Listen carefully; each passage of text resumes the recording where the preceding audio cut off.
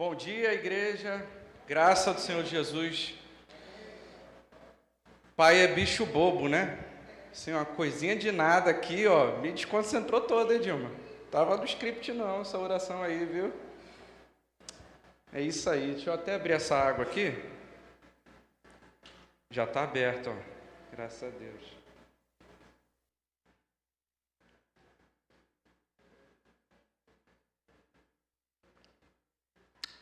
Meus irmãos, quando vocês pensam em família, que imagem vem na cabeça de vocês? Pensem aí. Família, o que aparece na mente de vocês? Pai, a mãe. Será que aparece uma imagem tipo essa daqui, que é a família da Cíntia aqui, né? Olha lá, ó. Não é, Cíntia? Você desenhou sua família aqui, ó. Ó, a Bia, a Cíntia, o JBL aqui, igualzinho ele, ó. Olha lá você ali, ó. O Neto, não, o Neto tá errado, Neto, tem muito cabelo ali, cara. E o Caleb. Algumas vezes a gente pensa uma família assim, às vezes a gente bota um cachorrinho ali no meio. Às vezes a gente pode pensar aquela casa cheia de gente, todo mundo falando muito alto, né? Um atrás do outro. Se a gente for ver no mundo aí afora, a gente vai até ter outras referências de família. A gente pode até imaginar, se a gente perguntar para alguém aí fora, as pessoas podem dizer assim, não, família é quando tem pessoas que se amam juntas debaixo do mesmo teto. São dois adultos, nem importa se é um homem ou uma mulher. Não é mais ou menos assim que o pessoal tem falado? Eu penso que é bem natural que seja assim, porque a gente vive um tempo onde o que rege o dia a dia é uma coisa que a gente chama de consumo. É o dinheiro. Quanto mais a gente compra e vende alguma coisa, mais o mundo se movimenta, né? E aí no mundo dos negócios a gente chama de nicho quando a gente cria um grupo específico. Então, se eu coloco que a família é um homem, uma mulher, uma criança, isso conversa com um determinado grupo de pessoas.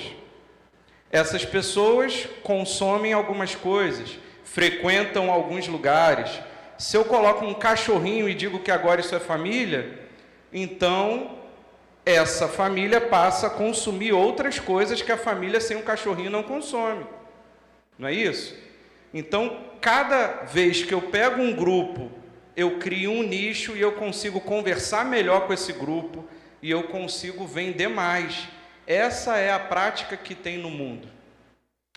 Mas interessa menos para a gente isso, interessa mais o que a Bíblia diz para a gente do que é família. Vamos dar uma olhada aqui na palavra do Senhor, no que a palavra do Senhor diz para a gente sobre o conceito que a gente deve ter de família. Se você tiver trazido sua Bíblia, o pastor ontem falou que a gente tem que voltar a manusear a Bíblia, não foi? O pessoal que estava aqui ontem. A gente vai ler Gênesis capítulo 1.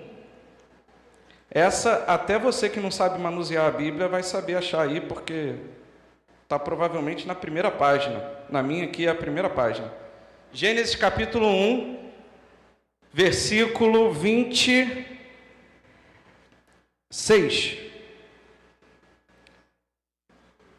Gênesis capítulo 1, versículo 26.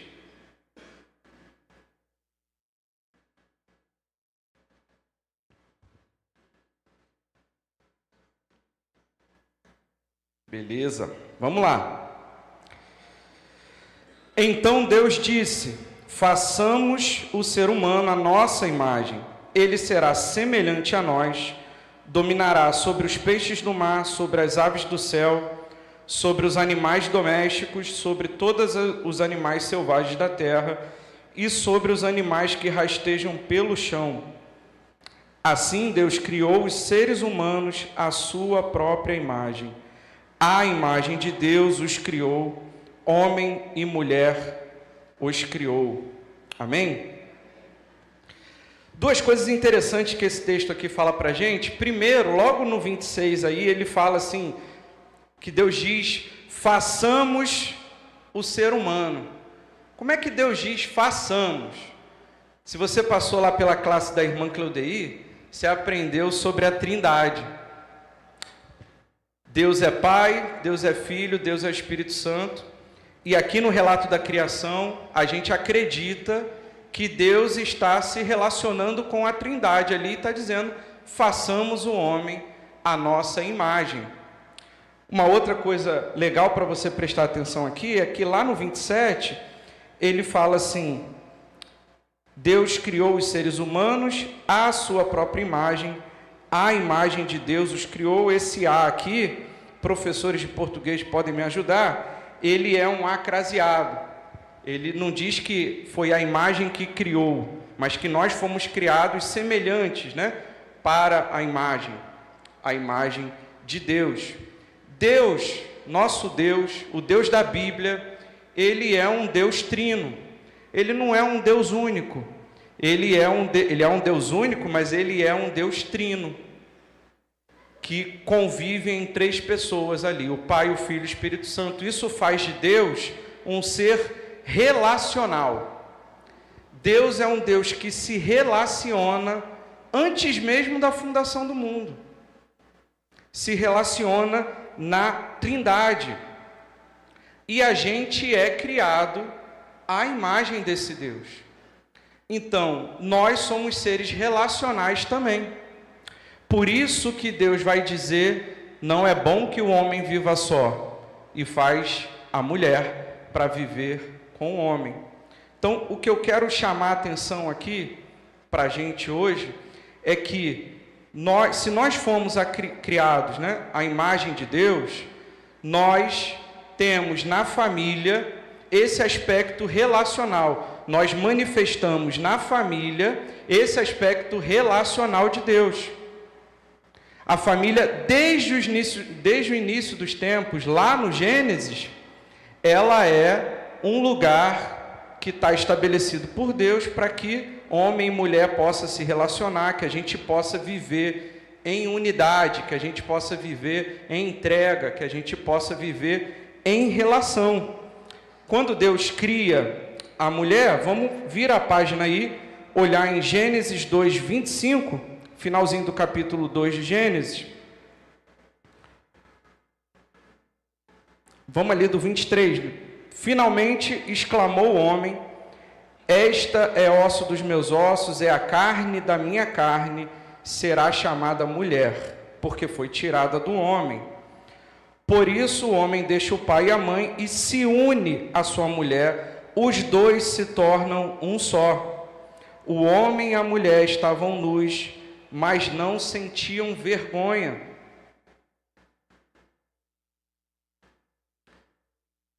O que nós vemos aqui? Que está estabelecido na criação da mulher a unidade com o homem.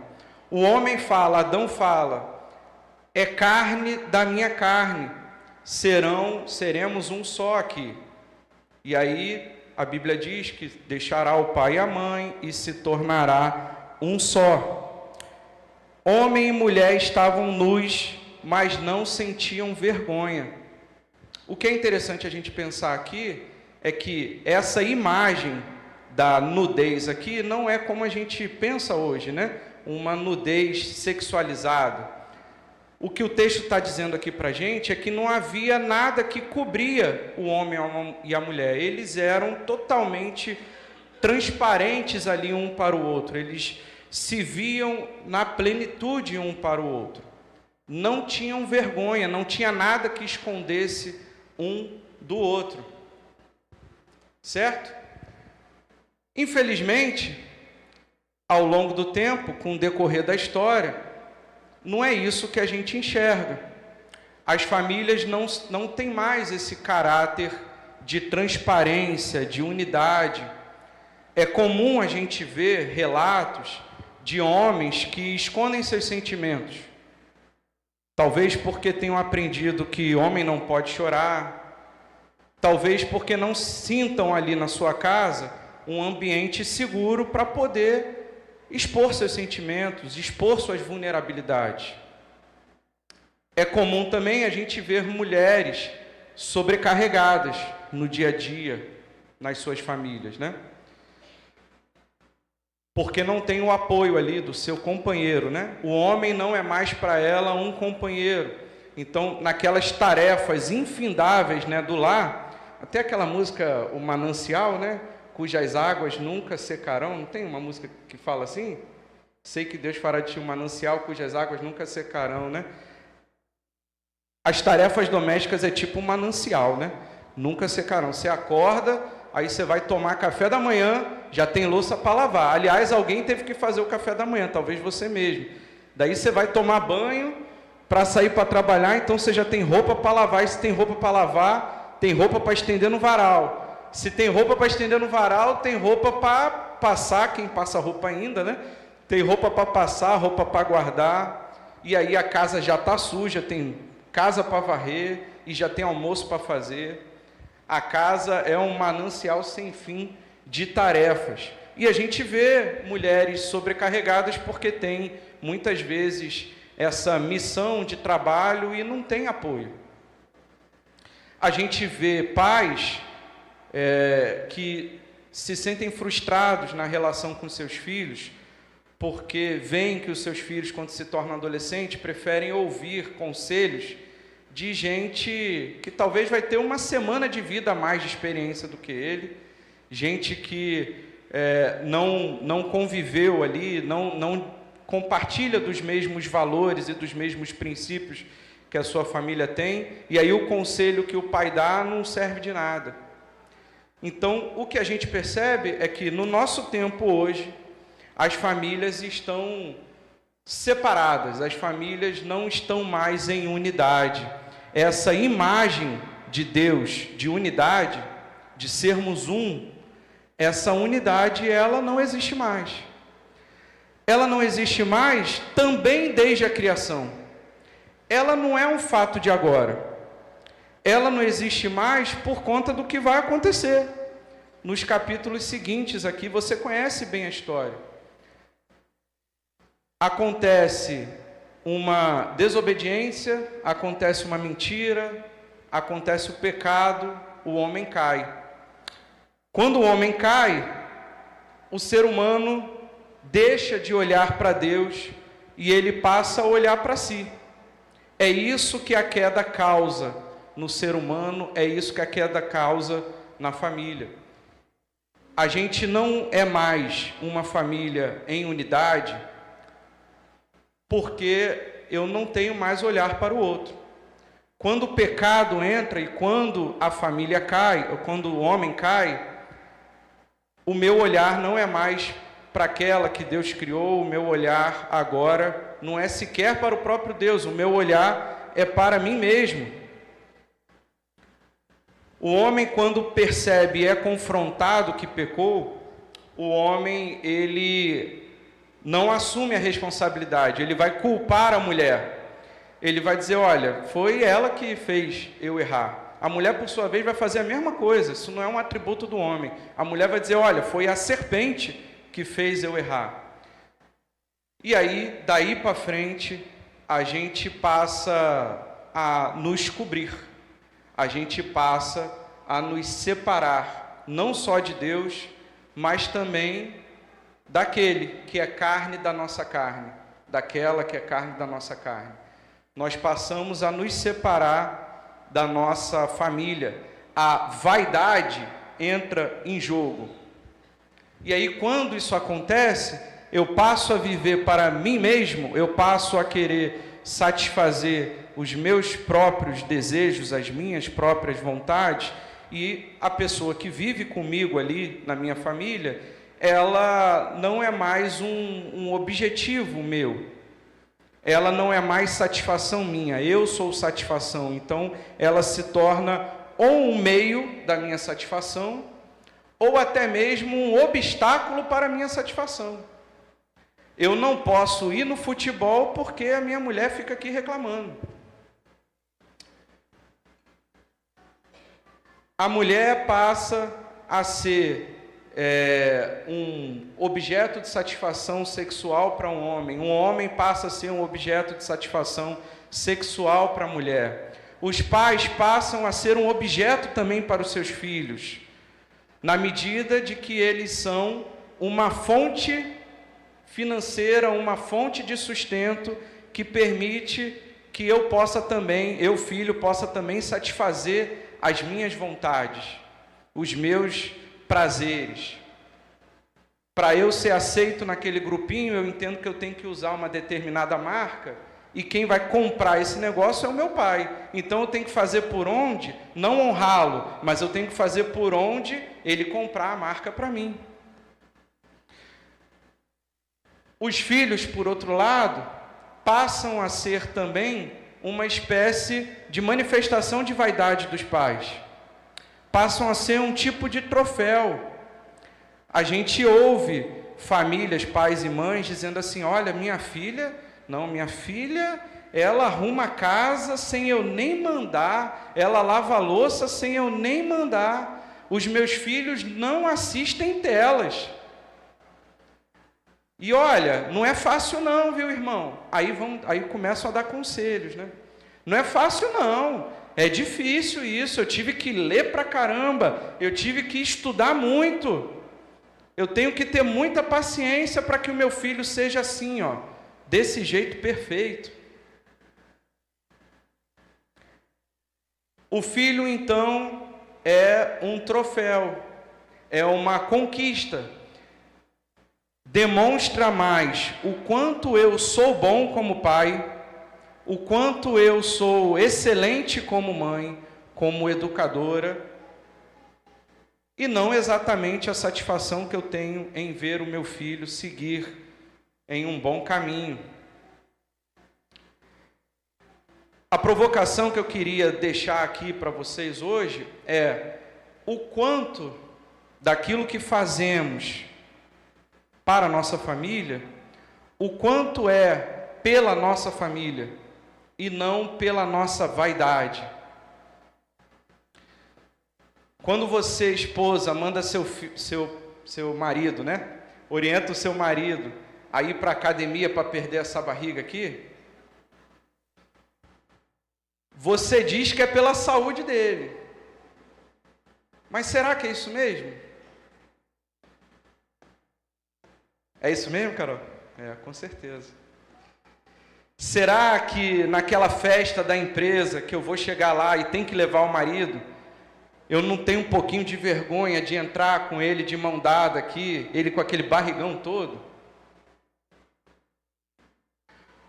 Quanto é aquilo que nós fazemos, quanto é pela nossa família, quanto é pela nossa vaidade. O pecado quebrou a imagem da Trindade nas relações. A imagem da Trindade nas relações é aquela que a gente vê quando Jesus está se batizando, que aparece uma voz do céu que diz: esse é o meu filho amado, em quem eu tenho prazer. A imagem da Trindade é a imagem quando Jesus diz: eu e o Pai somos um, quem vê ao Pai vê a mim. Essa é a imagem da Trindade. E essa é a imagem que nós deixamos de ter quando nós pecamos, quando a humanidade caiu. O nosso olhar passou a ser para um outro tipo de Deus, que não Deus Criador.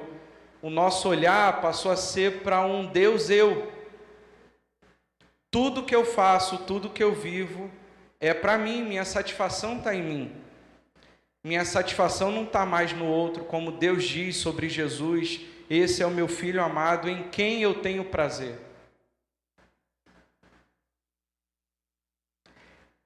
Essa é a razão teológica de por que a gente vê tantas famílias diferentes aí, tantas formatações de família. A razão comercial é aquela que eu expliquei no início da mensagem, mas a razão teológica é o pecado. E assim será, meus irmãos, assim será até que Cristo nos redima, até que Cristo restaure essa imagem de Deus em nós. Não adianta a gente fazer palestra, não adianta a gente brigar por questões legais, não adianta a gente dizer que tem que ter uma lei que fala que família é homem e mulher, não adianta a gente brigar para estabelecer que não pode ter casamento entre pessoas do mesmo sexo e etc e tal. É claro que a gente vai defender os nossos princípios que são bíblicos e conforme nós queremos viver.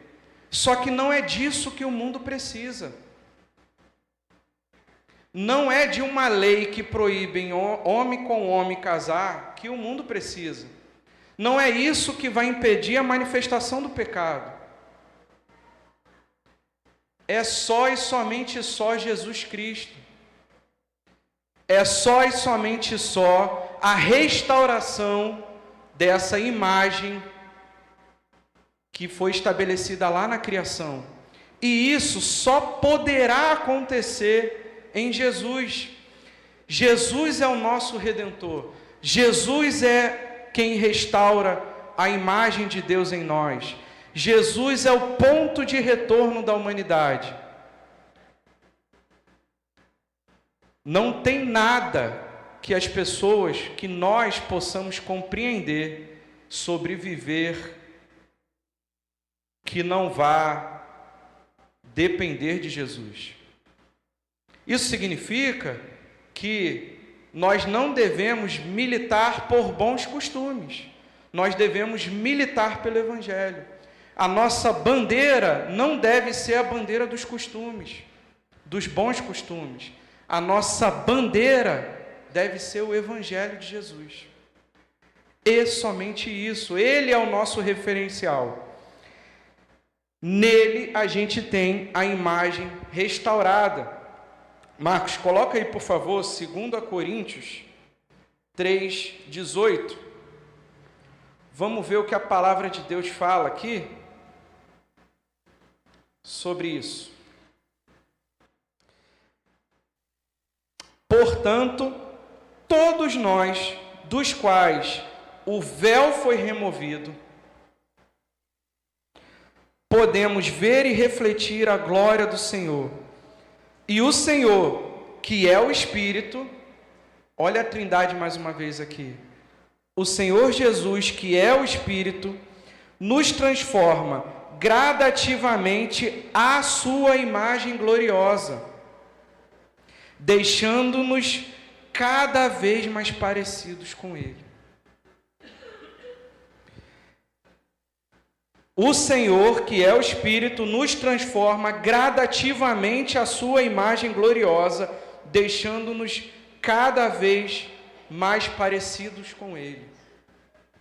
Então, meus irmãos, do mesmo modo que o pecado desfigurou a família lá no Éden, fez o homem se separar da mulher, fez o homem se separar de Deus,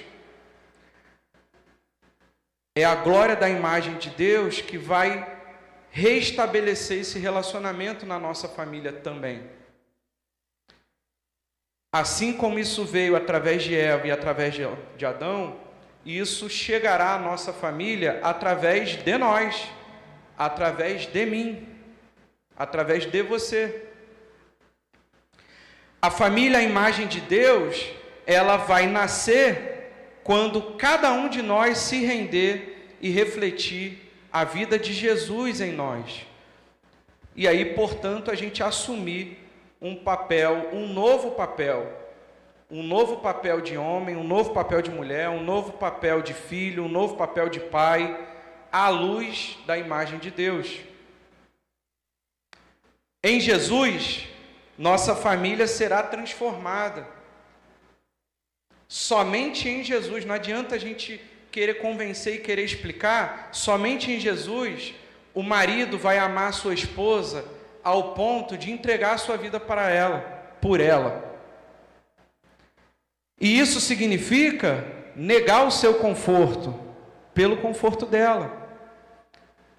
O prazer do marido transformado por Jesus é ver o prazer da sua esposa. Agora, a gente até não vai mais para o futebol de sábado, Rafa. Mas não é porque ela vai ficar reclamando. É porque o meu prazer é ver o prazer dela. Somente em Jesus faz sentido a gente dizer para a mulher que ela tem que ser submissa ao seu marido. Porque se a gente for ouvir o mundo, isso não bate, isso não funciona. O mundo vai dizer: mulher, você tem que ser independente. Mulher, você tem que cuidar da sua vida. Mulher, você não pode baixar a cabeça para homem nenhum. Você não pode baixar a cabeça para o seu marido. E está certo, porque o mundo não tem Jesus. Mas nós temos. E em Cristo, a mulher pode ser submissa ao marido. Porque esse marido, em Cristo, é alguém que dá a vida por ela. Quem não seria submisso a alguém que daria a vida por si, por você, né? Quem de nós não seria?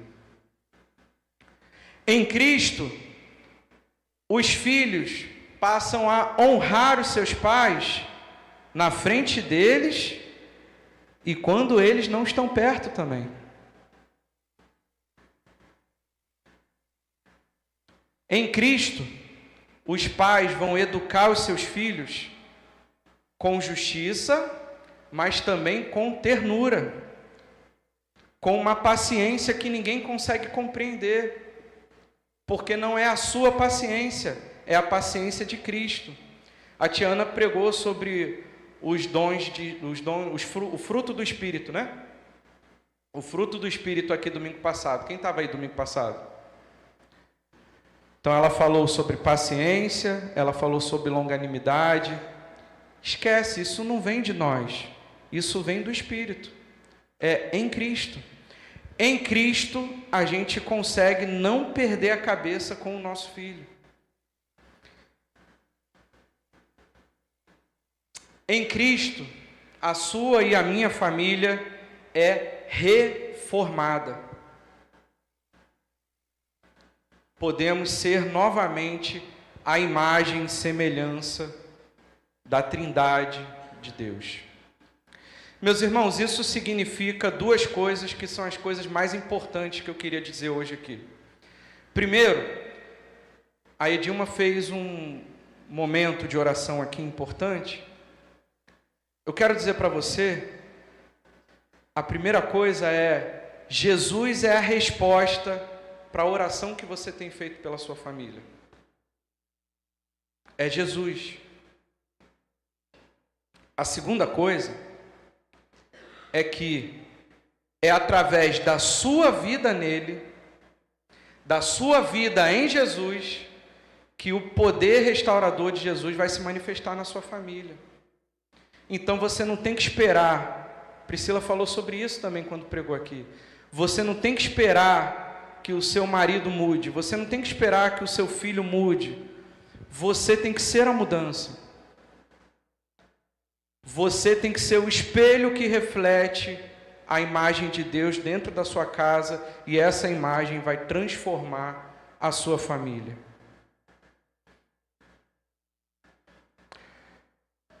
Quando a sua família não ver mais você, mas ver Jesus em você, aí está resolvido, sua oração vai ser respondida, meu irmão. Quando a Priscila não ver mais o Guto, mas ver Jesus ao olhar para o Guto, a oração dela vai ser respondida. Quando a Cíntia não ver mais o neto, mas ver Jesus, aí a oração do neto vai ser respondida. E é assim que Deus vai transformar a nossa família, amém? Glória a Deus. Eu queria, para encerrar aqui, fazer uma baguncinha aqui. Pode, pastor? O pastor falou que pode. Falou, está falado. Eu queria, quem está com a família aqui hoje? Levanta a mão aí. Levanta a mão. Levanta a mão, vaso. Levanta a mão, você, seu marido está aí. Ah, falta um. Mas quem da sua família estiver aí, pode não ser sua família completa, Eu quero que vocês se reúnam agora. Todo mundo, até o pessoal que está trabalhando aí, viu, Marcão? Vou pedir para botar nada aqui na tela não, viu? Pode ir lá, se junta aí com a sua família. Vaso Cristina, você que não veio no culto agora, o seu marido ficou sozinho aqui, viu? Você que a família não está presente hoje, você vai participar também, mas você vai participar aí na sua mente. Você vai imaginar o que a gente vai fazer. Você vai fechar os seus olhinhos, você vai imaginar que você está com a sua família, com seu marido, com a sua esposa, com seus filhos. Todo mundo juntinho? Tá? Amém? Cadê? Priscila fugiu ali, o filho, já achou. Gente, se tiver gente lá fora, pode chamar, viu? Fiquem de pé aí, vocês, todo mundo que está com a família. Cadê minha família? Vem cá, minha família. Eu quero que vocês deem a mão para a sua família, mas não dê a mão olhando para mim, não. Dê a mão olhando para eles, assim, ó. Assim, ó. As duas mãos, não é para beijar, não. É só para dar a mão. Só para dar a mão, assim. Isso. Eu quero que vocês olhem um para o outro. Quem está sozinho, fecha o olho. Imagina aquela bênção que Deus te deu lá. Olhem um para o outro aí nesse momento. Isso. Olha, Grazi, para esse maridão aí. Isso, olha para ele. Não olha para mim, não. Eu quero dizer para você, irmão, que a família foi criada para ser reflexo de Deus. Um lugar onde o amor do Pai, um lugar onde a entrega do Filho se manifesta. Olha para quem você está segurando as mãos agora. Dá uma olhadinha. Esse aí é o seu altar.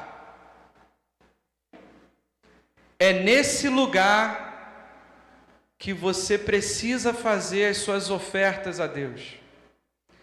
O zelo no seu casamento é a oferta de Deus para você.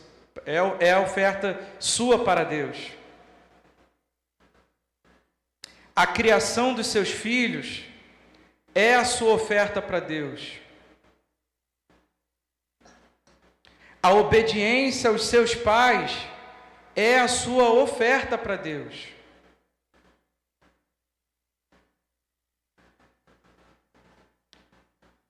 Agora eu queria que você fizesse uma pequena reflexão. Às vezes a gente faz bagunça, né? E só aumenta o trabalho de casa. Mas às vezes essa bagunça é dentro da gente também. Pode ser que tenha alguma coisa que esteja bagunçando esse seu altar aí que você está vendo agora. Pode ser que exista alguma mágoa aí. Pode ser que exista alguma coisa que você precise perdoar. Pode ser alguma coisa que você precisa deixar para trás. Pode ser que tenha algum orgulho que você precise abrir mão. Quanto da sua vida você entregaria se soubesse que um gesto de amor poderia restaurar essa pessoa? Se tem algo na sua família que precisa ser restaurado, quanto de uma entrega sua você estaria disposto a fazer? Quanto de si você entregaria a Jesus para que Ele transformasse a sua família?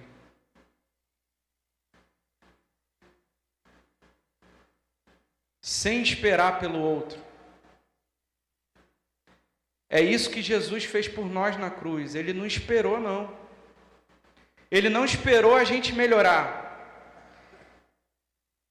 Ele veio para essa terra e Ele se entregou pelo nosso pecado sem a gente nem pedir. E com esse gesto Ele trouxe a gente de volta para Deus, para restaurar a nossa imagem, a imagem de Deus. Então aproveita esse momento. Aproveita esse momento para agradecer ao Senhor pela sua família. Aproveita esse momento para dedicar a sua vida para essa família. Aproveita esse momento para declarar a Jesus que a sua vida, o seu corpo, o seu tempo, os seus gostos, os seus prazeres estão na mão dele, para que ele possa transformar a sua família.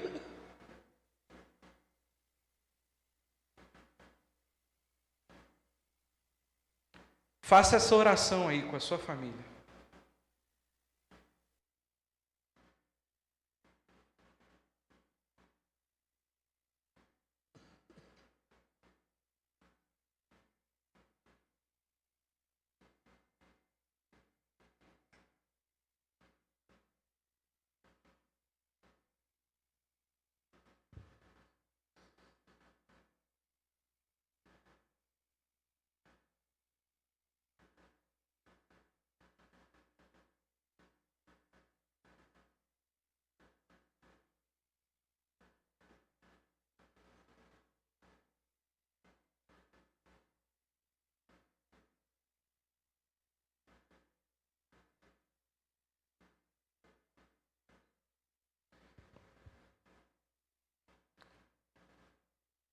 Deus, que momento precioso, Pai, é esse em que nós podemos nos lembrar do presente que o Senhor nos deu, ó Pai. Ao permitir formarmos a nossa família, Deus. Muito obrigado por esse altar que o Senhor permitiu que nós construíssemos, ó Deus. Muito obrigado também, Pai, porque o Senhor foi tão misericordioso conosco, ó Pai, foi tão gracioso conosco, que mesmo que nós não soubéssemos o que fazer, ó Pai, mesmo que nós não o desejássemos, Senhor, o Senhor mandou o Teu Filho aqui, para restaurar, ó Pai, a nossa comunhão contigo e a nossa comunhão com a nossa família, Pai. Pai, eu peço que o Senhor nesse momento ouça a oração da Tua igreja, Deus, e que o Senhor restaure, ó Pai, a Tua imagem e semelhança no nosso lar, ó Deus. Que o Senhor faça, ó Pai, no meu coração, no coração dos meus irmãos aqui, faça brotar, ó Pai, o desejo de ver a minha família feliz, ó Pai, o desejo de ver a minha família andando nos Teus caminhos, ó Pai, acima de tudo, Deus. Que o Senhor possa fazer florescer no nosso coração, Deus, o prazer, ó Pai, ao olhar para os meus filhos, ao olhar para minha esposa, ó Deus, que essa possa ser, ó Pai, a transformação, que essa transformação possa ser no nosso coração num primeiro momento, ó Pai. E que os nossos familiares possam ver o Senhor em nós, ó Deus, e que isso possa constrangê-los, ó Deus, e que isso possa transformá-los, ó Pai. Que nós possamos viver, meu Deus, em novidade de vida. Que nós possamos caminhar, ó Pai, a cada dia parecendo-se mais com o Senhor, ó Deus.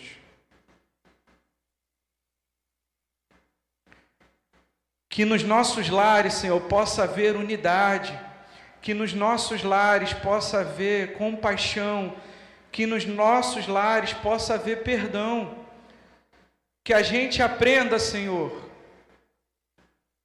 que nossa casa não é lugar para estar certo, mas é lugar para haver perdão.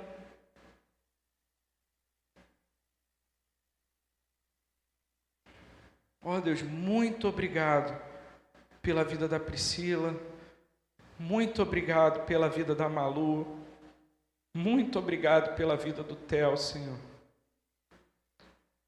Eu peço que o Senhor me abençoe, me dê sabedoria para ser um pastor na minha casa, meu Deus.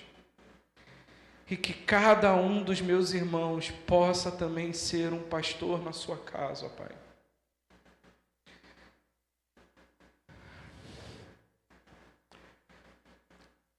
Deus, eu vejo aqui, ó Pai, eu vejo tantas vezes o nosso pastor aqui, ó Pai, Pastor Mauro, pedindo pela sua filha, Pai.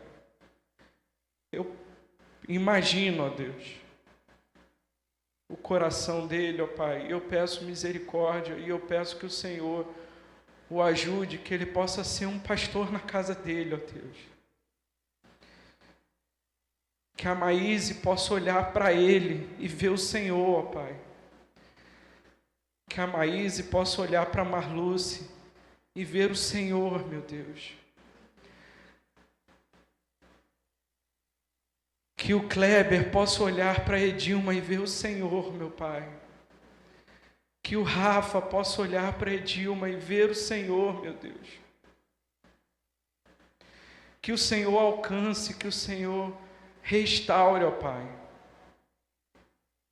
O Senhor pode. Só o Senhor pode. A nossa oração é que o Senhor faça. E que o Senhor possa nos dar a graça, ó Deus, de sermos instrumento na Tua obra, Pai. Que o Senhor possa alcançar todas as famílias dessa casa, ó Deus. Em nome de Jesus, ó Pai. Em nome de Jesus. Eu quero Te dar glórias aqui, eu quero louvar o Teu nome, ó Deus, porque eu sei que na eternidade o Senhor já fez essa obra, ó Pai. Glórias ao Teu nome, Senhor, louvado seja o Deus que cria e o Deus que restaura, Pai. Louvado seja o Teu nome, em nome de Jesus, ó Pai, amém.